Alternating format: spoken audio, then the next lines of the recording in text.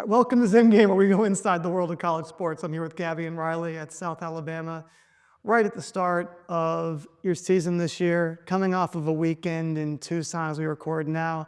We were talking before we started, but how did it feel to be so close to beating a top 10 team this weekend? Because you guys were tied heading into that last inning. I think that it just shows that we as a mid-major school can compete with those top 10 teams. And I think that it goes to show like how much work that we put in and how much Coach Clark puts into us, that we can hang in there with those big teams like that. And gives us a good start going into the rest of our season, that we know that we can hang in there with them, and that gives us the confidence. And Ryley, what do you think you learned pitching against them? 'Cause I think that any time you get as a pitcher just to get a lineup like that, it's a great way to refine your craft. Yeah, so last year I didn't appear in any Power 5 games, so this was like really new to me.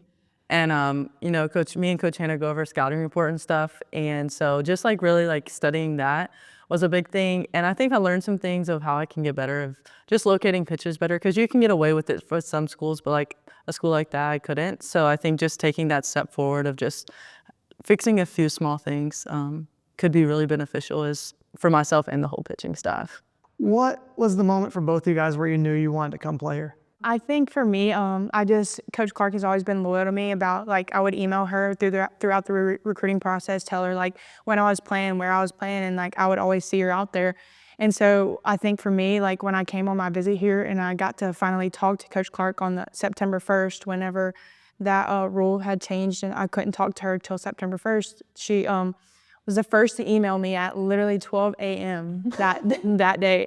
And so I emailed her back. I got to come on a visit, and I just knew immediately after, like, visiting the campus, talking to the coaching staff, like, I just knew that this was going to be my home and that I wanted to wear South Alabama jersey for my hometown and play for my city. So that's pretty much when I knew, immediately when I came on my visit. Yeah, I would say the same thing. I've always grown up here and stuff, and I think a big thing was when I came on my unofficial visit and I was in Coach Clark's office. Like, she asked more about me as a person than a player, and I think that's something that really just like stuck with me and still sticks with me till this day, is like she cares more about who you are as a person and how you're going to develop in the real world and how to become a woman and stuff like that.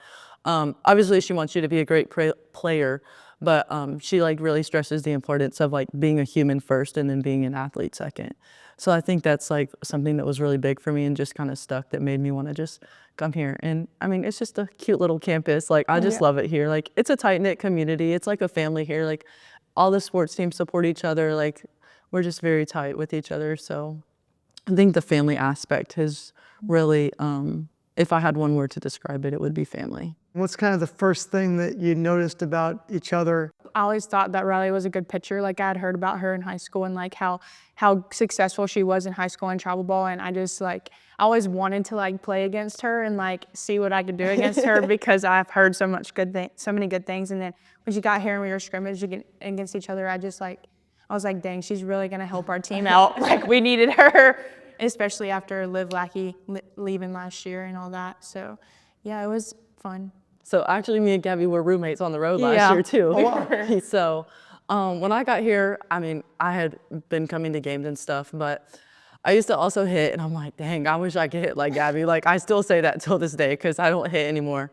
But I just knew she was like super gritty and like wanted to get after it and like beat somebody every time. And so like I think that was, especially rooming with her last year, I think that was really a big thing for me coming into this year's like don't be scared. Like, it's okay. Like, go beat somebody. What was the one thing you learned about the other person that maybe surprised you, or interest that you thought you wouldn't have expected?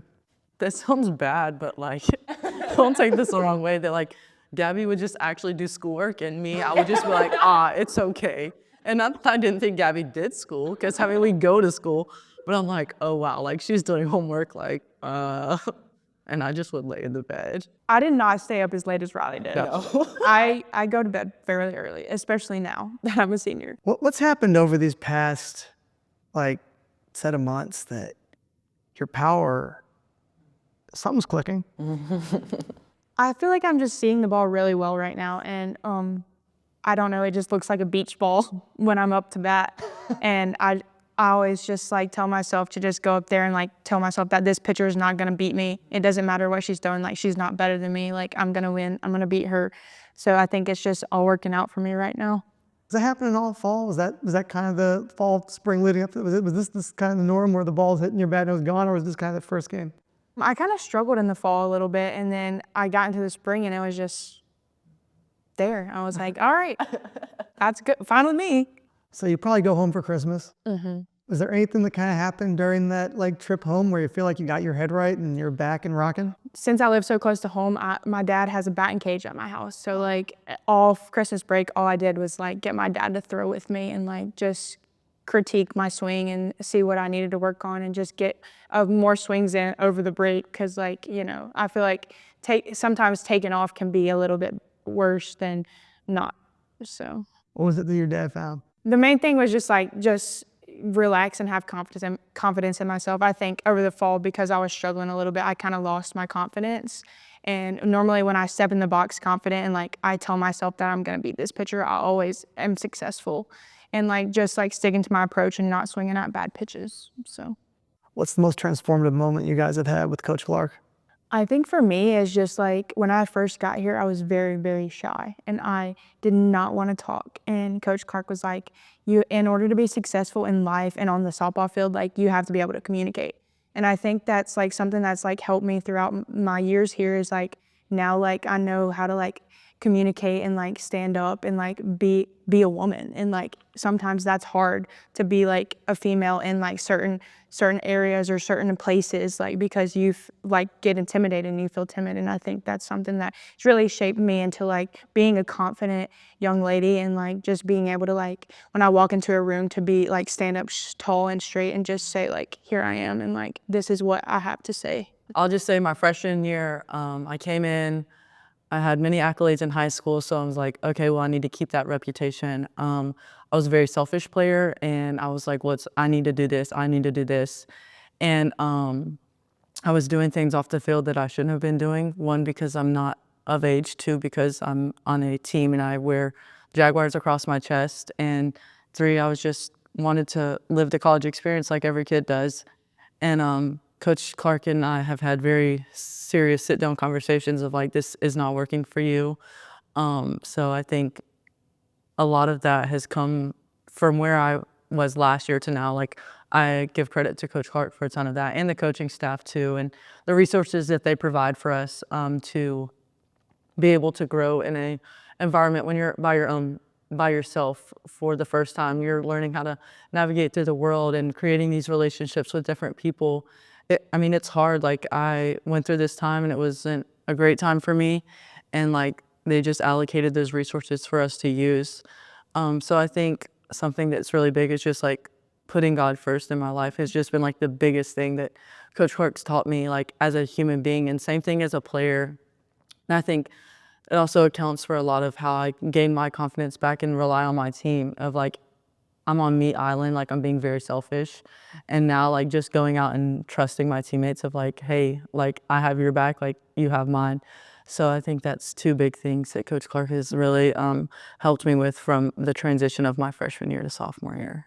Are you grateful that you had the experience you had that freshman year, because now you can understand in contrast and maybe just share with other athletes that the moments this year are so much better? Oh yes, I am not proud of it, but now I'm looking back and I'm like, wow, like that's not who I was. Like I did that for so long, and like I didn't even realize how bad it was until I had that conversation with Coach Clark, and I was like, wow, like this is really bad. And I think looking back now, like if I could like tell every single person like, hey, like this is not gonna work for you, like I would tell that to every single person I walked up to.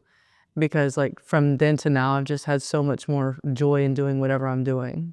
You're so lucky to experience that here in a place where you have all the resources to, like you said, improve coaches, teammates that have maybe had similar experiences that can help you through that process, because so many people might find themselves in spaces in life where they don't have the help that they need and the ability when those habits are seeping through to bounce back. And so it's great that you have the support system here to be able to get to the place you're in now and be an example and give a lot of people hope that are going through similar struggles that it can get better. It does get better, I promise. The coaching staff has been phenomenal, and not even just my life, but everyone here, like a sports psychiatrist that just sits down and like everything's confidential. So like him being able to like give you those ways of how to get better or how to train your brain differently. And even Meredith Keel on our coaching staff, she recommended this book to me, and I was like, I don't read, like I hate reading, but I was like, sure, I'll read this book. And like that book was just like wow to me. And so like being able to grow in a place where like they want you to grow, like if Coach Clark didn't want me to grow, like she would have never had that conversation with me. So like that just goes back to what I was talking about earlier, like she cares for you more about a person than a player. What do you think the moment where you feel that there's most something greater expressing itself through you on the field, or alternatively that you felt just something with you? I think one thing for me was knowing my identity, because I placed a lot of that in me of I'm just a softball player last year. And like in reality, like that's not who I am. Like that's how everyone knows me, but like that's not who I am. So I think like even going out there now and knowing that like whatever happens, like it's happening for like it's already set in stone. And so I think every time before the game, I always pray like, God, like this is your will, no matter if it's a win or a lose, like it's for the like good of you. And so I think that's just something that's like always stuck with me. It's just like my identity isn't as a softball player. Like no one's gonna look at me differently because I had 15 walks and 27 hits. Like that doesn't define who I am. So I think just being able to instill like I'm something more than softball was like a really big thing. You talk about kind of your identity not being in softball, but how has faith helped you? Is there anything in particular that you really remember being kind of a turning point in faith helping you on the field? I think for me, just like playing for him and like knowing that like he blessed me with this ability to play softball, and like that gives me the opportunity to spread his word through being on the softball field, because I know that there's a lot of young little girls out there that look up to people that play D1 softball, and like being able to be a role model for them and just like spread the word through being on the softball field and being successful is really powerful to me. You at a moment or a lot of moments with girls that come to your game that are really inspiring for you, because you were literally in their shoes. Both of you guys actually Yeah. were in their shoes. You probably went to games as a kid growing I up. did, yes. It's very surreal to like see those little girls and be like, wow, I used to be them. I used to like want what they want. And like I think that's why I'm like so intentional with those girls when they come to the games, of like signing their balls and like asking them, did they have fun today, or like did they enjoy the game? And I think that that's one thing like all athletes like need to do, is like there's so many young kids that like want to be in their shoes, and that they should like take the time out of their day to like thank them for being there and thank them for coming to watch them, and just like give them that hope. Is there any favorite memory? Actually, this little girl that comes to watch me all the time, she takes lessons from our coaches. Actually, it's two of our coaches actually. I can't remember her name, but she bought me a Fusakli's gift card and told me that, because I eat Fusakli's before every game. That's like a ritual. Every home game I eat Fusakli's. So she bought me a Fusakli's gift card and wished me good luck, and that just like really touched my heart. And I went out there and I gave her a big hug, and I told her that I was so thankful that she did that for me. And she also wears her hair the same as me. What's the most fun that you guys have had being a part of the team? What's your moment you think is the peak amount of fun during this experience? Well, we went to cryotherapy in Arizona. That will always be a core memory. Yeah. I wish I could show you the picture. We looked like we were about to go rob the place. We had beanies on, gloves on, and we were in this big old chamber, and we were listening to Tweaker. Yeah, that might be my funniest memory so far this year. What are you guys most looking forward to this year as you start the season right now? I think for me, just continuing to play those big teams that we're going to play, and getting to hang in there and compete with them, and then just see where we end up at the end of the year. And I know we have a really good team this year, and I'm just excited to see what all that we have in store, and like what all we can do, and what records we can break. Hope. I think I'm just super excited to watch our freshmen compete against each other and watch them grow. There's a lot of them, I think 10 of them. So just like going out there and playing ball, like they know how to play ball, I think is something that I'm super excited for. And I mean, even as a whole team, everyone going out there and competing for a spot, and also having us play as a team together, and even competing against those Power 5 ranked wins, even people in conference. Like I know we don't like Troy, Texas State, ULL, so like just going out and playing against them, and just like when like we're beating them, not just by like 1 or 2, but like really just running all over them. Well, I'm as excited to watch it as you guys are to play it out, and it's been such a pleasure having you on the show today. Thank you. Thank you. Go Jags. Go Jags.